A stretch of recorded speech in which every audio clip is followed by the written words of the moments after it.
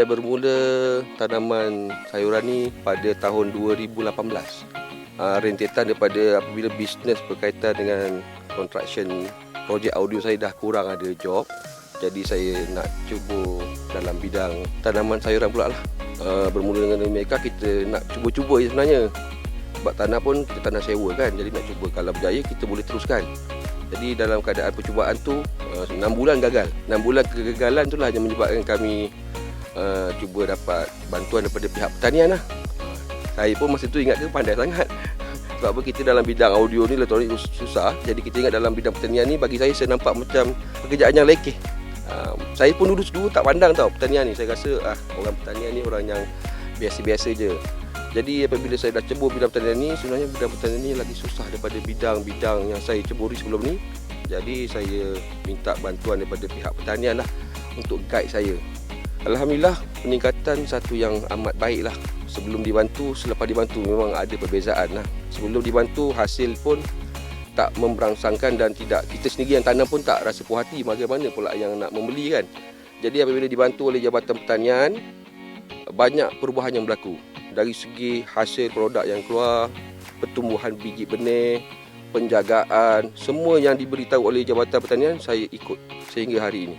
Dari segi cabaran, memang pertanian banyak cabaran. Cabaran yang paling teruk sekali sebenarnya apabila bermulanya kerja-kerja tanaman. Cabaran dari segi tanah, benih, lepas tu struktur tanah, pH tanah, kesuburan tanah, lepas tu pokok dah naik pula, cabaran dari segi serangga pula. Masa kecil serangga lain yang serang, dah besar serangga lain pula. Kadang-kadang yang dah besar-besar macam ni, monyet pun ada datang juga serang. Dia tolong cabut saya punya sayur. Selepas tanaman ni dah besar, cabaran semasa selepas tuai pula. Pasaran yang paling besar sekali cabaran sebenarnya untuk kami yang jadi petani. Sebelum ni memang 67 ekar lah yang kami tanam. Sebelum PKP lah. Jadi bukanlah kata PKP ni benda yang kita nak mengeluh, sebab ini ujian daripada Allah Ta'ala. Jadi kami dah kecilkan sementara. Tanaman-tanaman yang berada di sini, sayur sawi, sawi bunga, sui pakcoy, kailan, kangkung bambu, pucuk keledek dengan bayam separa merah serta bayam hijau lah.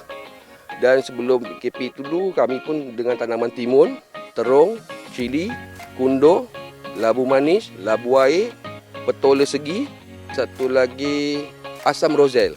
Jadi yang kami stok sekarang ni dan akan bermula balik di sana, kami dah bersihkan balik kawasan tu. Bermula balik dengan cili, bendi serta terung. Luasan 67 tu yang tinggal sekarang hanya 23 ekar je. Petani ni dia kena gagal baru berjaya, insya-Allah.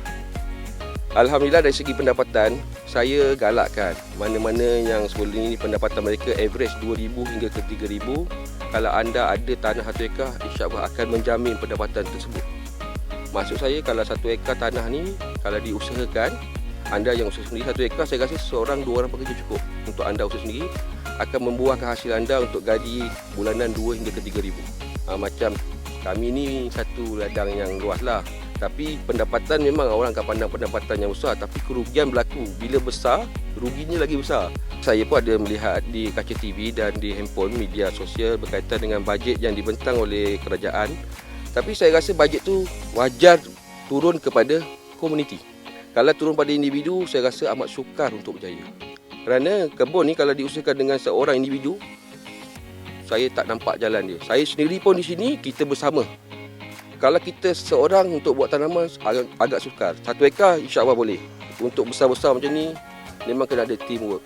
Jadi kalau kerajaan bagi bajet tu pada kebun komuniti ataupun satuan kebun, tubuhan kebun komuniti setiap tempat tu, memang bagus. Bagi pihak jabatan, kita amat menggalakkanlah terutama golongan muda untuk menceburi bidang pertanian, terutamanya dalam tanaman sayur, tanaman sikap masa ni. Kalau kita lihat mungkin bidang lain banyak yang telah ceburi, orang muda yang cebur dalam bidang berkenaan, contohnya fertigasi, romelon dan sebagainya. Tapi dalam bidang di bawah sayur, tanaman sayur ni, tanaman sikap masa ni masih kurang. Sebenarnya tanaman sikap masa seperti sayur ni adalah orang kata cash crop lah. Maksudnya pendapatan yang kita boleh dapat secara lebih cepat. Dalam masa sebulan kita dah boleh dapat hasil. Pihak jabatan sentiasa memberi bimbingan lah kepada golongan petani ataupun usahawan ni untuk menceburi bidang pertanian. Pada ketika ini kita banyak mengadakan kursus-kursus, latihan secara hands-on dan sebagainya, termasuklah kursus secara online. Ketika musim pandemik COVID-19 ni, kita banyak kursus secara online ataupun melalui panggilan telefon dan sebagainya. Jadi kursus-kursus yang kita jalankan ni di pihak Jabatan Pertanian, kursus ni secara percuma. Selain daripada itu, kita ada juga pensijilan MyGap, Malaysia Good Agriculture Practices, ataupun amalan pertanian baik dalam bidang pertanian ni. Dalam MyGap, kita akan bimbing usahawan ataupun petani menghasilkan makanan yang selamat. Makanan yang selamat kepada pengguna, kepada alam sekitar dan kepada kehidupan yang lain lah. Jadi dengan adanya MyGap, insya-Allah hasil yang kita makan, sayur yang kita makan adalah selamat untuk kita dan juga untuk alam sekitar.